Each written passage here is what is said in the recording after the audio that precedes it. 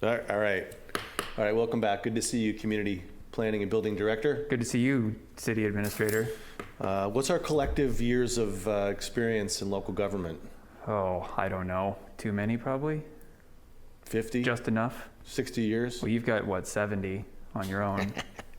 All right. News, all the news that fits into 6 minutes. The council ratified my emergency declaration this week, so that'll be on a continuing basis. They have to renew that declaration every 30 days, so it'll be on our February agenda. Thank you, council and community, for supporting that. It's again, so we can continue to pick up after these, in my words, historic storms. The city's website does have a link to the Monterey County Office of Emergency Services survey for private property damage. Mm-hmm. And please go ahead and we'll ask Leslie to add that link to the Friday letter. That's the document that we can begin to coalesce all the damage that we've experienced. Obviously, the city will be doing that on our own for FEMA and state reimbursement purposes. Anything we can get back would be great. And then there's also a link that we'll ask Leslie to add, which is our Community Wildfire Protection Plan survey. This is a plan that I'll credit Councilmember Ferlito. She's been advocating for several years. The council budgeted for this plan, I think, prior to the pandemic. And then this is a plan that we're doing comprehensively through our fire department with the cities of Monterey and Pacific Grove. So a lot of outreach and education. There'll be public meetings. We'll broadcast those. But again, the link that we'll add to the Friday letter and we'll put on the website begins to ask the public in Carmel-by-the-Sea and Pacific Grove and Monterey about what their concerns are vis-a-vis fuel load reduction, evacuation, so that, again, we can draft a good plan that will be both comprehensive and applicable and understandable to the public. So we'll add that link in as well. And then again, just many thanks again to our staff and fire, police, planning, and certainly public works that helped keep the village safe during the storms. And then just be patient with us, please, public. Public works will be out for several more weeks mopping things up, a lot of debris, but we're doing our best. Everybody's out in the field cleaning and sweeping and chopping and cutting. Yeah, I mean, it's really only been like 3 or 4 days since the storm. And yeah, it does feel like a little while ago, but it's only been a few days. So the amount of cleanup that those folks have been able to do already is pretty remarkable. Yeah, and President Biden called me and said that he'd like to visit Carmel, but of course, we did not sustain the level of damage that our neighbors, our siblings to the north did. So I'm joking, he didn't call, he wrote. So, all right, what do you got? I mostly just have announcements today, but that's okay. We have a lot of really important and exciting, and in my opinion, fun community type meetings coming up. I'll start with next week. So next week we have our Design Traditions Steering Committee. We'll be having a meeting on Thursday, the 26th at 8:30 in the morning here in the chambers, virtual and in person. The main focus of that meeting is going to be talking about landscaping.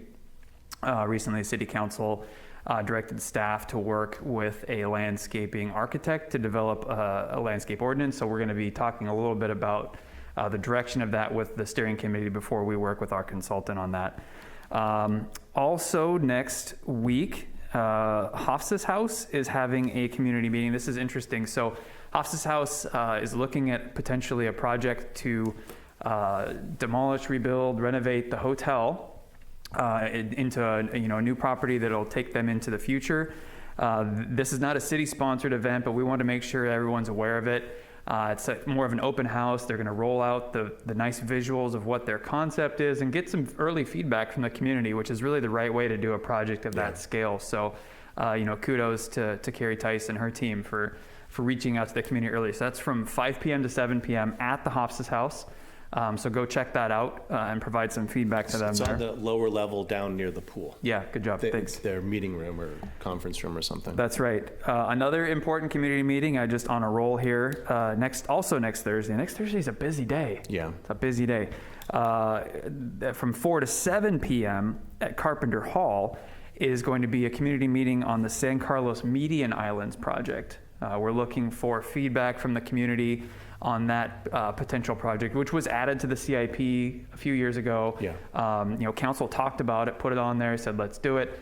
Been moving forward with it and have gotten some feedback from the community. See, we want to talk about with the community, maybe we need to look at changing the concept of the project or what. So this is how the process works, right? Yeah, it's a traffic calming measure that the council put on the agenda, on our CIP list. And the median islands for traffic calming, and it includes a shared bike lane on San Carlos. So we had a community meeting again a couple years ago, and then we had one more recently. Yeah, Forest and Beach Commission heard it recently. Yeah, exactly. Yeah. And so we took some feedback and did some design, and we'll talk about it again. Yeah, Public Works will be out on Monday, I believe, delivering notices. Correct. To the neighbors to make sure that we get the folks there that really need to be there. Yeah, there was a notice in the Pine Cone today, and then we'll hand deliver notices as well. A little farther into the future, we have our City Council strategic retreat. This is where we talk about that list of 30-ish priority projects. That's going to be January 31st. It's a sort of an all-day retreat. We've done this before, from 10 to 4 p.m., Carpenter Hall. This is a really important meeting. Like I said before in other meetings, this meeting, the strategic priorities, and the annual budget are really the two things that drive what the city works on for the following year. Yeah. So if there's something that is really important to you, or one of these projects we're working on that you have some feedback on, or maybe the direction needs to change, you think, this is the forum. This is one of the forums, and probably the most important one to come to. So it's in person at Carpenter Hall on the 31st, 10 to 4. It will be available via Zoom also. So if you can't join us in person, we would love to see you virtually. But most importantly, just get involved. That's what we want. You can't be stressed enough. Yeah. I mean, these are all, you're reading off a series of community meetings where the public is not only invited to come and observe, they're invited to provide their input. And that's I would say encouraged. Invited and encouraged. Encouraged, yeah. We really want to see people there. Well said. And then the last one I have is just the farthest one out. We're going to be having a community workshop on housing. So our ad hoc committee for the housing element update, comprised of council members Richards and Ferlito, will be meeting on February 28th here at City Hall to talk about our housing element update and get a little bit farther down the road on talking about incentives and how we're going to rise to the challenge. We will have our feasibility study out on the street at that point for probably a few weeks. So we'll be looking for feedback on that. And we'll likely be introducing our housing element consultant to the public at that meeting as well. So a lot of really great, heavy-hitting, thoughtful, important meetings coming up over the next month or two. Good planning builds value. That's right. That's what they say. Get involved, stay involved. Yep. All right. All right. That's good all I luck got. on your cabinetry this weekend. Thanks. Yeah, appreciate it. And stay warm, Grandma. Love you. And Take good care.